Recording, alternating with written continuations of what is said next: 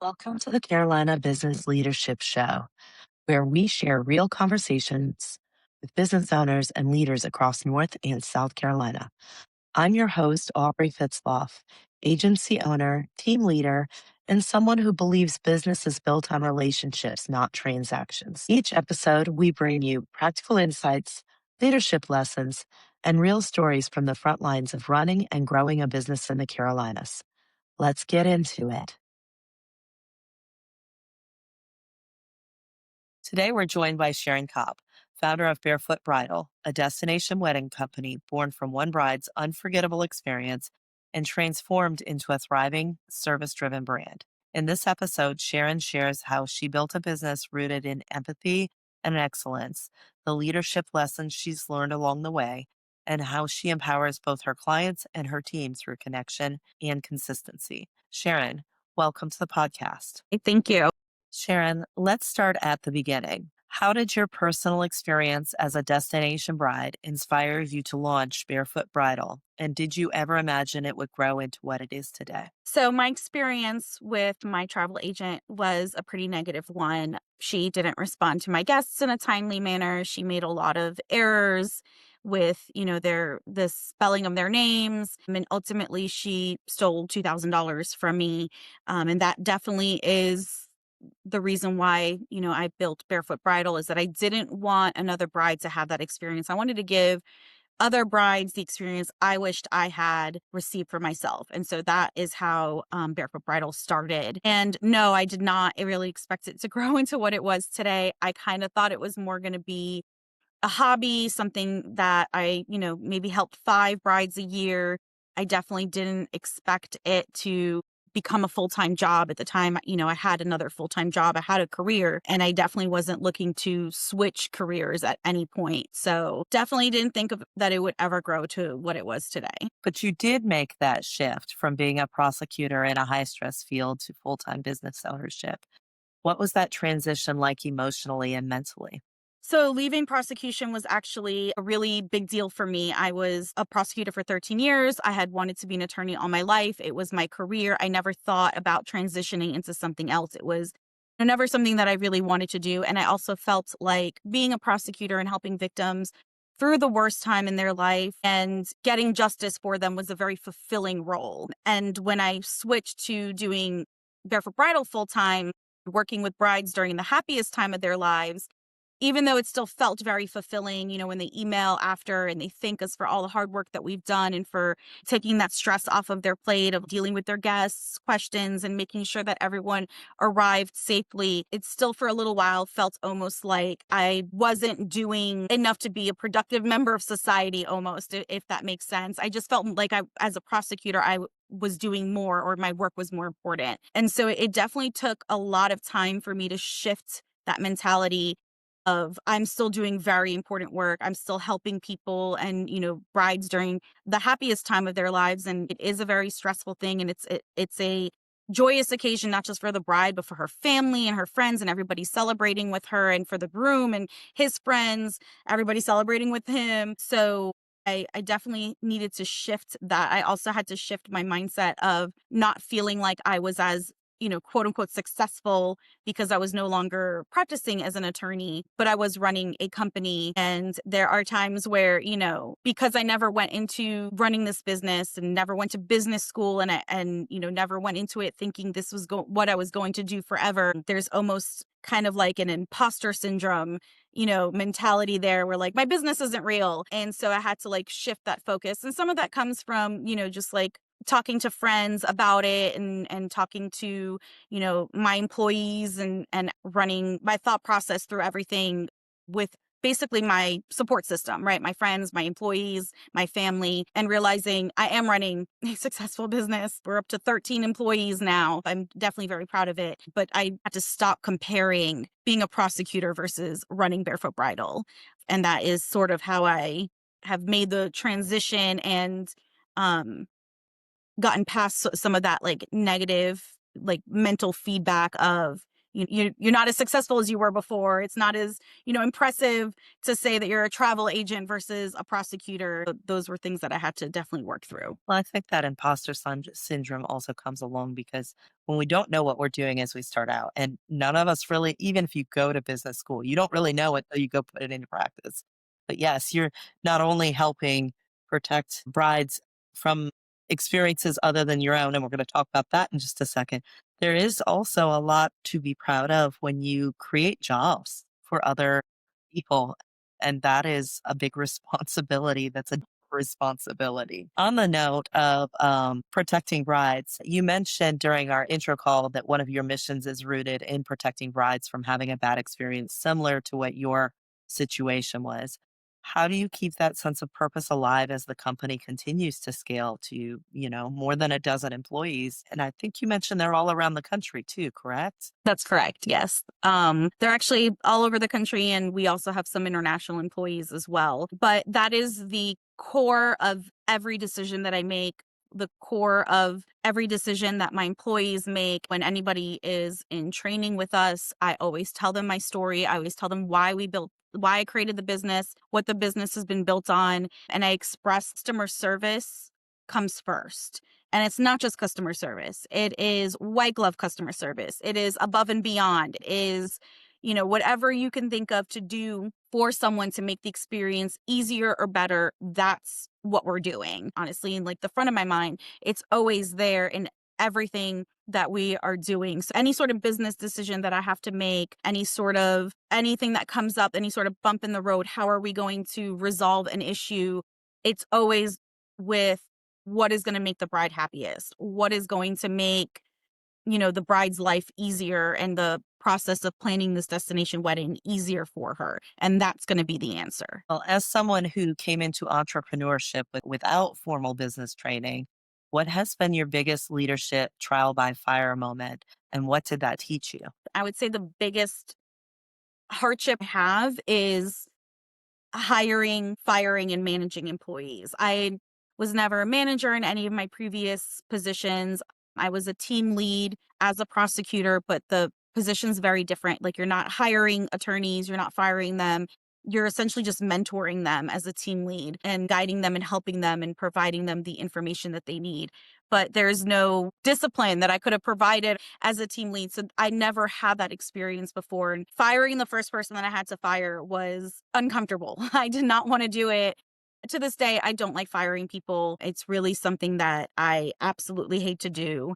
And you have to do it sometimes. There's just no way around it. I would say that, like, just the process of managing employees has been the biggest difficulty, but it has taught me a lot about, like, learning about different people and how different people are motivated, and just learning how I can make the team the best team that they can be, what makes them motivated to continue to give a very good experience to our clients. And honestly, I find that happy employees are providing the best service. And so my goal is always to make sure that my employees are happy for many reasons.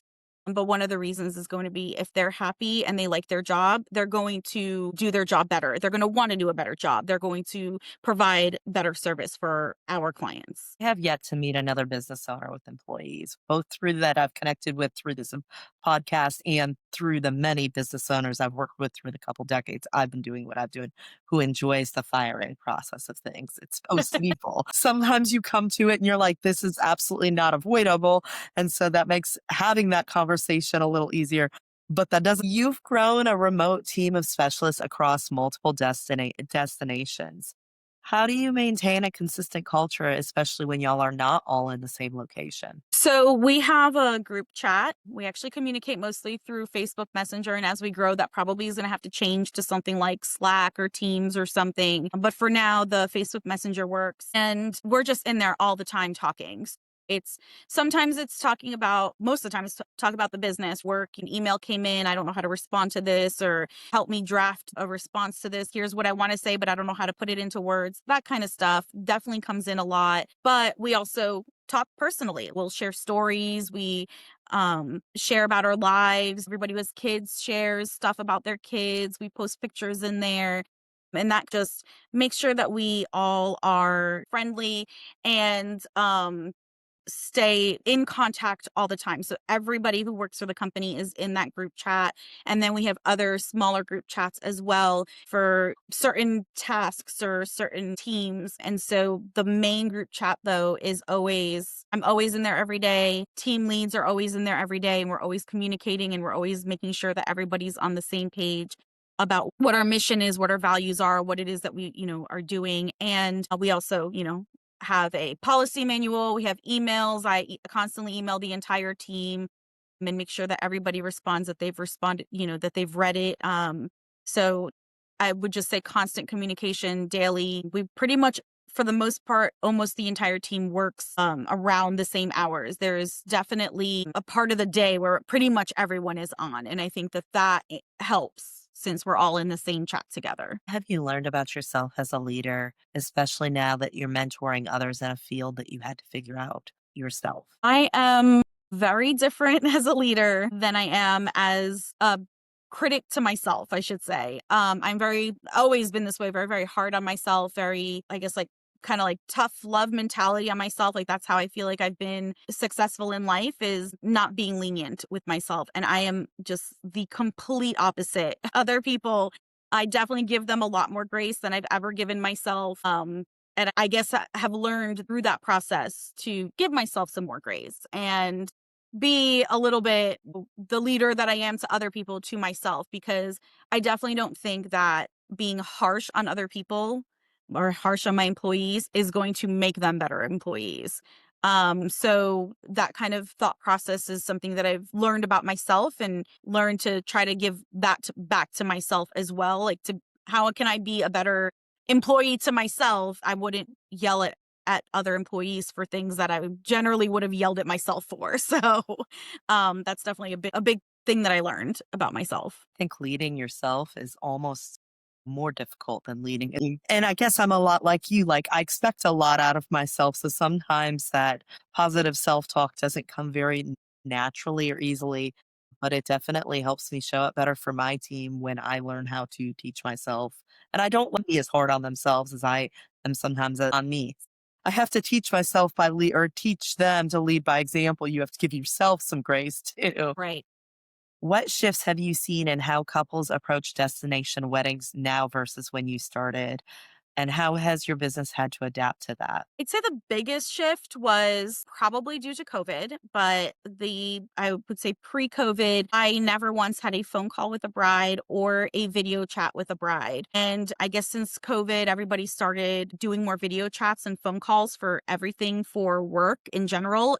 I saw a shift where brides now wanted to meet with me and the other specialists. They wanted phone calls, they wanted video chats, they wanted more of that communication outside of emails. So that was definitely a big shift for all of us to start scheduling phone calls and scheduling video chats with our brides. And that's something that I think as well, like our call volume has definitely increased, not just because our volume has increased, but I feel like the call volume has increased because we shifted almost from doing everything via email to now we call for things a little bit more. So that's definitely been a really big shift that we've had to adjust to make sure that, we are answering calls as they're coming in, and that the travel agents, the specialists, have time to schedule the calls and actually meet and connect with the brides on a personal level outside of email. So I think that's probably been the biggest shift that I've seen. Do you think destination weddings are becoming a more accessible option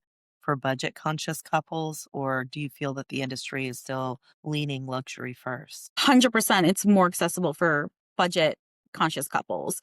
I would say most of our brides are brides who are budget conscious. They're looking to have a destination wedding now because domestic weddings have gotten so expensive. They can spend the same amount and get double or triple the type of experience that they would have gotten back in the States. So, or they can spend half the amount and get an amazing, beautiful wedding. And part of it is destination weddings are cheaper because less people are coming.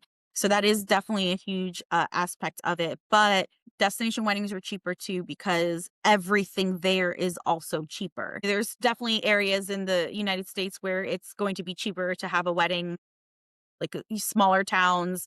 But if you're comparing to big cities, I would say New York City, Boston, most areas of New Jersey, LA, San Francisco, Chicago, Miami, those weddings are, talking about on average over $50,000. And if you compare like a menu from them, same food to a menu in Mexico or Dominican Republic or Jamaica, those are the same menu is going to be half the cost, if not more than half, the cost. So it's just definitely been something where it's shifting towards more budget conscious couples. I was talking with a friend locally last week because maybe I shouldn't say this on video just yet. Expect that there's going to be a proposal amongst my stepchildren in the next year or two.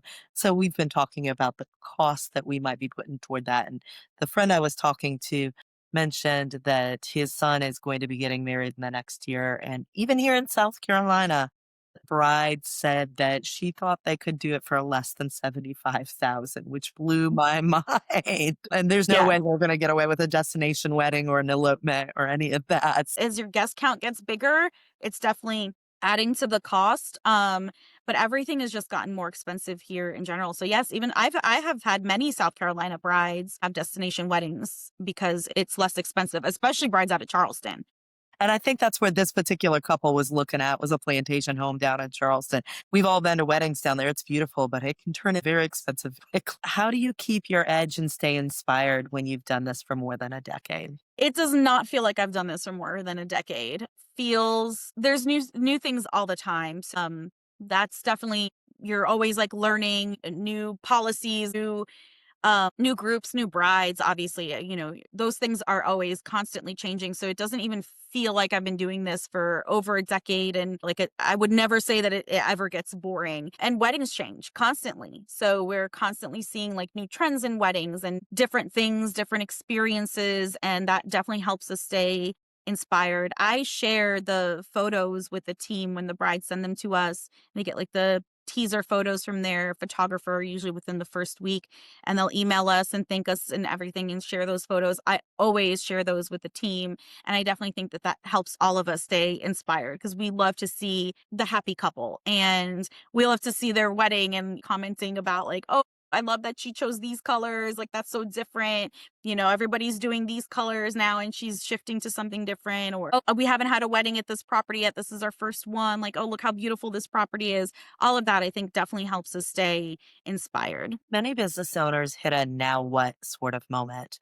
What keeps you going when things get overwhelming or when the growth gets uncomfortable? I don't have a choice to not keep going. If I don't keep going, then we'll have unhappy brides. And I can't have that. I won't be okay if we caused a problem and had an issue that made a bride unhappy. So I don't, I would never allow that to happen. So I don't also I don't allow things to get overwhelming either. So I like to plan for things and I'm constantly checking how many groups are we signing, how many, how big are these groups? How are the groups getting bigger? So even though we're signing, only a little bit more, but the groups are double the size, that's still a lot more work for us. Those are things that I'm constantly checking and I'm constantly thinking about when is our high season? How much more time do we have? How many groups do we have traveling? I don't let it get to the point where it's overwhelming. Not for me, not for my employees. I don't want my employees to be happy. I don't want my employees to feel overworked. And if you're overworked and unhappy, you're making mistakes. So I don't want that either. So I always plan ahead and I would rather hire more employees, even if that means less of a profit for me, it means less stress in the long run. And that to me is priceless. So I would much rather not feel like I'm working, 18, 19 hours a day just to get everything done. And I mean, I have done those days before. So my thought process is always, what can I do to make sure it doesn't get overwhelming for me or anyone else? I'm constantly checking in with my team. I always have calls with them. I'm always checking in with them. I'm asking them, how's the workload? How do you feel about it? How do you feel the workload's going to be in 3 months from now when we hit high season? Have you taken a look at the calendar to see that we have 20 groups traveling in, this coming up month? And how do you feel like you can handle that?